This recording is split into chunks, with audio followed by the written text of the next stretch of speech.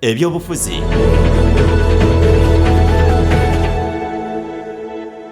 ebyamateeka, ebyenjigiriza, ebyokwerinda, ebyobulamu n'ensonga z'Abannayuganda byonna mu pulogulaamu Akazindaalo n'omukooki Ronald Ssenvuma. Waniriza nnyo mu pulogulaamu yaffe eno Enganzi Akazindaalo, buli omu ke yeetaaga nga ke kamuwanika, ke kamussa eddaala n'akkakuleva esemberayo ddala. Nze omukooki Ronald Ssenvuma, omwanjuzi wa pulogulaamu eno era omukubiriza waayo. Jjukira nti mu pulogulaamu eno Akazindaalo tuba tutunuulira ebintu eby'enjawulo ebibeera biri mu ggwanga, ekitongole ekiramuzi, ensonga za palamenti, ababaka biki bye boogedde, ez'omukulembeze, buli ludda lwonna kalubeera olw'ebyobulimi, ebyobulamu tuba tugwayo. Omukooki nze ndiwo. Mu pulogulaamu yaffe eyaleero Akazindaalo tukyazizza omwami okuva eri ekyebando East, kansala ayayaana okuba ng'atuuka ku kifo ekyo, kansala tubbi bwe kibeera. Buuza kuba tulaba mukadde wange. Abatulaba mwenna mbaniriza pulogulaamu eno Akazindaalo, era buli muntu yenna nga gy'oli yonna pulogulaamu eno ekuyamba okusunsula ani ddala gwe wandyetaze okuba nti owakaluluko. Mbeeyaliza nnyo neeyanzenga. Amanya gange nze Calvin Matovu okuva mu bbendobendo ly'ekyebando East.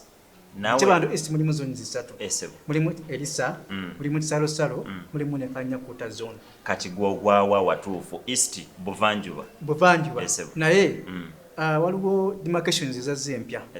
Bagenda kutematemamu batememu Kanyakuta zone. Kati osekera mu kikondo olw'okuba bagenda baawulamu. Omulimu baba bakoze eki bagwezaamu nga bakendezezzaako. Kati gw'ova Kisalosalo. Nze mba Elisa. Tusanyusa okulaba. Ze zimu ku zone esinga obunene mu bbendobendo lya Kyebando East. Limbadde entwalo ebyalo bisatu, naye kukuno okuba nti gye kiri nti we nazaalibwa omwo Elisa, wasinga okuntegeera, nvuddeyo. Olina kwoyogeddeko. Wali otwala, omanyi njagala nnyo okugoberera Akazindaalo kaffe bino bye kanaakwata. Ogambye wali otwala ebintu, wali weesimbyewo okwo? Okwesimbawo okwo mbaddemuko mu bukulembeze. Mbadde chairman w'abavubuka Kyebando parish yonna kati. Nze outgoing chairman w'abavubuka. Kale nze nali vice naye chairman yaliko n'agenda eweeru. Kati bw'omala emyezi mukaaga COVID n'amukwatirayo. Not COVID nga niba COVID bizze luvannyuma nnyo. Kati jjukira twalondebwa mu 2016. Kati n'agenda mu 2016 awo ng'anaatera okuggwako. N'oyingira ku kintu. Kati awo abadde vice ofuuka ki? Nannyini ntebe.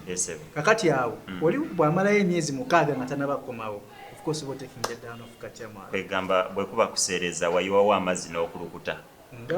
Nga Mukama bw'abo bayiyeeko omukisa. Bobi Wine omukisa. Amiina. Kakati ku nsonga eno jjukira nti Akazindaalo kano ke kakuwanika waggulu buli omu n'akutegeera ate ke kakussa. Kakati mu nsonga eno yennyini tutunulidde ku ludda lw'ebyobufuzi olunaku olwaleero. Tutunulidde ensonga y'akalulu. Scientific kulondo ono ayogezza bangi ebikankana. Mutandise okuba obuseppiki, twabalabye mwegatta, muyina enteekateeka eziri awo bwe zityo eza people power. Okulonda kuno gwe nga kansala tubbi oba yayaanira ekifo kya kansala owa Kyebando East. Kiki kyokyogerako? Kati ensonga eno ndaba yenna mbadde nsaba ateekeyo amatu awulirize. Okalabe amatu awulirize then n'amaaso alabe bulungi nnyo. Ekisooka ensi gye bayita America ogimanyi bulungi nnyo. Y'emu ku nsi esinze okufiisa. Nnaku zino badde beekalakaasa. Bakunukkiriza 13,000 abafudde korona. Naye olwaleero okulonda kwa bagenda kubeerayo mu Novemba nga zinaku z'omwezi 3. Naye kugenda kubeera nga kuli kwa rallies. Teguli scientific. Okitegedde. Kubanga bw'obanga oli scientific kati nga bino ebya radio kati katugambe sawa zino neesoboddeyo nega kwesimbawo ku bwa kansala n'omulala yeesoboddeyo abantu tebatumanyi omuntu anaafuna atya information kubanga neno ne language communicating abantu ngo batunuulidde wali eri ng'oyogera nabo Kazindalo oli ku lwale nabo kibawa viga n'okumanya kiki ogenda obbakolera naye kakati wano ku scientific obeera bwezi ku radio oba balimbye oba tobalimbye osobola n'okusoma script naye wali eri abantu bubanga obalabako era mbadde manyi ne bwe mugenda mu rallies ebiseera ebisinga musooka kubaako n'obuntu bwammwe bwe muyisaamu n'osula nga osoma notisi z'ogenda okwogera.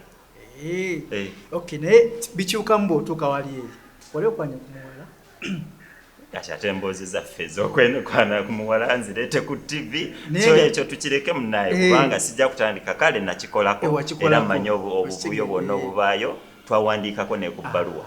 Osobola okuba nga weetegese bulungi nnyo wano eno netunamu meetinga ku meetinga sigala kyekimu ng'omulabi maaso ku maaso kisoboka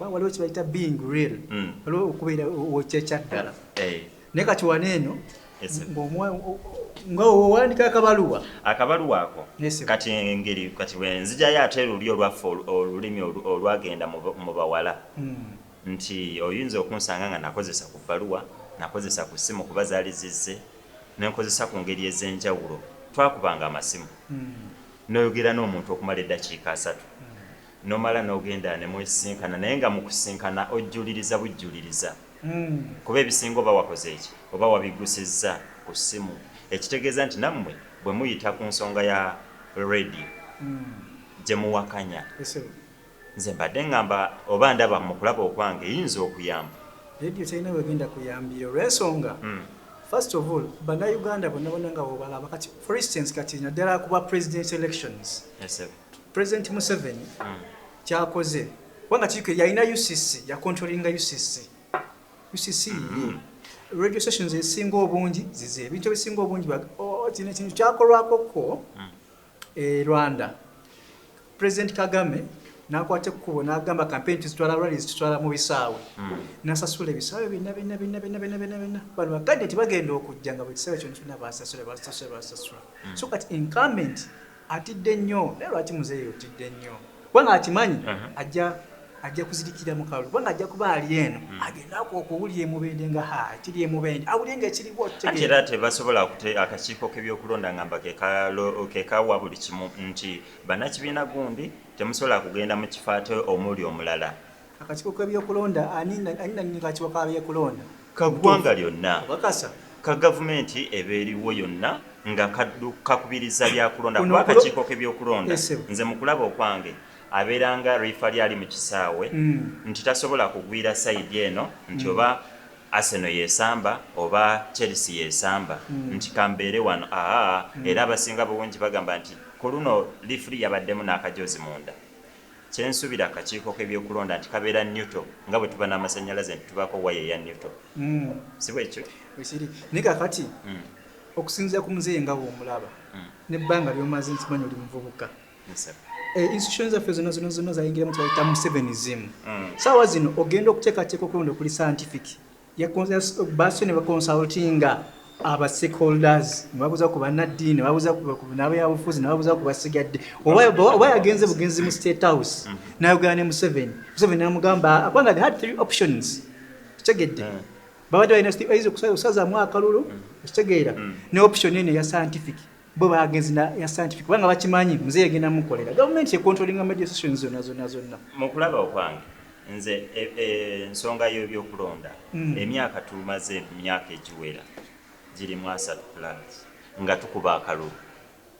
naye kati ku mulundi guno ogumu gwokka nga guleeteddwa kirwadde kya COVID-19 kuba sisuubira nti muzeeyi yeyagala COVID yajje gwe mwekwasa si bwe kiri ekitegeeza nti aba akoze eki abasi yaleesewo ensonga zonna katono nnyo tugenda mu kuwummulamu wabula nnyongera okujjukiza gwe alaba puroguramu yaffe n'akazindaalo nti olunaku olwaleero akazindaalo twakatadde ku Perfect Palace Motel esangibwa Kawaala bayina nno ebisulo ebyabayise nawe ayagala okuba nga ogendayo wejjeko stress sawuna gwe kyemmanye kukolera abavubuka nange ntera okugendayo okukajjuzaamu gym restaurant noba ng'ofunayo ekyokulya omukookero Ronald Senvuma nze nkyaliwo Kazindaalo olunaku olwaleero katuwummulemu katono nnyo tugenda kukomawo.